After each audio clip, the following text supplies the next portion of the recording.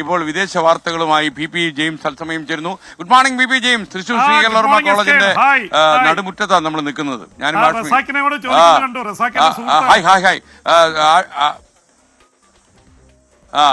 അല്ലെ അങ്ങനെ ഒരാളെയും കണ്ടുമുട്ടി ാണെന്ന് പറയുന്നത് അവിടുന്ന്. ഓക്കെ, അപ്പൊ PP ജെയിംസ് ആദ്യം ഇതിലേക്ക് അമേരിക്കയുടെ വ്യാപാര തീരുവ കടുംവെട്ടിനെതിരെ ലോകമെങ്ങും വലിയ പ്രതിഷേധമാണ്. ട്രംപ് പറയുന്നത് ഒക്കെ ക്ഷമിക്കണം, നമ്മൾ വ്യാപാരത്തിൽ ജയിക്കാൻ എല്ലാം ക്ഷമിച്ച് സഹിച്ച് നിൽക്കണമെന്ന് പറയുന്നുണ്ട്. ആന കരിമ്പങ്കാട്ടി കയറിയ പോലെ പരിവാക്കിയിട്ടുണ്ട് അവിടെ. നികുതി മേഖല പുള്ളിക്ക് പോലും രക്ഷപ്പെടുത്താൻ പറ്റാതെ ഏറ്റവും ലേറ്റസ്റ്റ് റിപ്പോർട്ട് കിട്ടുമ്പോൾ അമേരിക്കയിൽ എന്താണ് സംഭവിക്കുന്നത്? അമേരിക്കയിൽ മൊത്തത്തിൽ കുഴപ്പമാണ്. ഏതാണ്ട് 1500 കേന്ദ്രങ്ങളിലായി അമേരിക്കയിലെ 50 സംസ്ഥാനങ്ങളിൽ ഞാനിപ്പോൾ സംസാരിച്ചുകൊണ്ടിരിക്കുമ്പോൾ വൻ പ്രതിഷേധം അരങ്ങേറിക്കൊണ്ടിരിക്കുകയാണ്. അവിടെ ദശലക്ഷക്കണക്കിന് അമേരിക്കക്കാർ തെരുവിലിറങ്ങിയിരിക്കുന്നു ഡൊണാൾഡ് ട്രംപിനെതിരെ. ഒരു കാര്യത്തിലല്ല, ഒന്ന് വ്യാപാര യുദ്ധത്തിന്റെ പേരിൽ പണപ്പെരുപ്പം, വിലക്കയറ്റം ഒക്കെ പ്രശ്നമാണ്.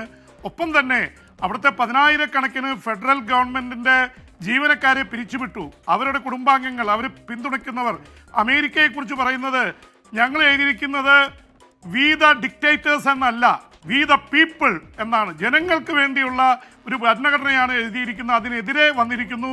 ഇപ്പോൾ അധികാരം മുഴുവൻ ട്രംപ് കൊണ്ടുപോയി ഒരു വലിയ ലോകത്തിലെ ഏറ്റവും വലിയ കോടീശ്വരനായ ഇലോൺ മസ്കിനെ ഏൽപ്പിച്ചിരിക്കുന്നു.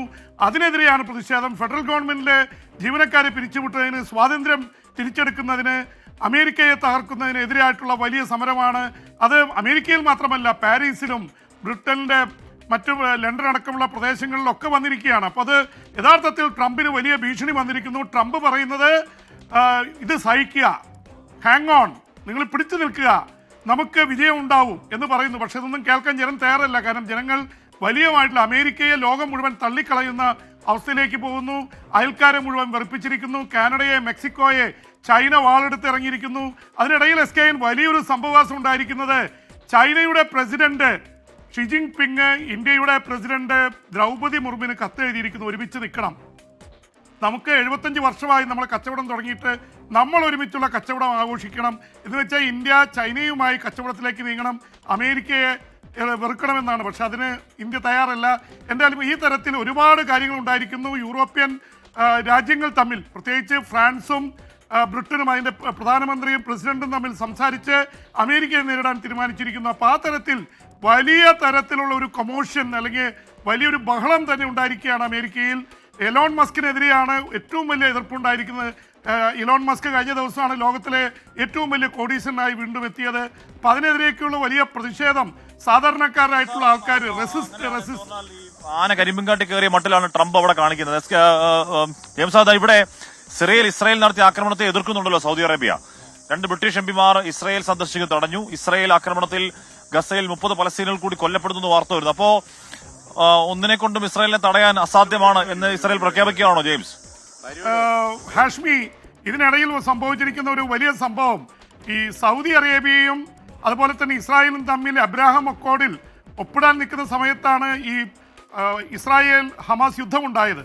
ഹമാസ് ആക്രമിച്ച് ഇസ്രായേൽ കയറി 1200 പേരെ വധിച്ചത് തന്നെ ഇസ്രായേൽ സൗദി ബന്ധം തകർക്കാനാണെന്നുള്ള ആരോപണമുണ്ടായിരുന്നു. പക്ഷേ ഇപ്പോൾ ഇസ്രായേലിനെതിരെ സൗദി അറേബ്യ, ഒരുപക്ഷെ അമേരിക്കയുടെ സഖ്യകക്ഷികളാണ് ഇസ്രായേലും സൗദി അറേബ്യയും, രംഗത്ത് വന്നിരിക്കുന്നു എന്നുള്ളതാണ് വലിയ രാഷ്ട്രീയ സംഭവവാസം.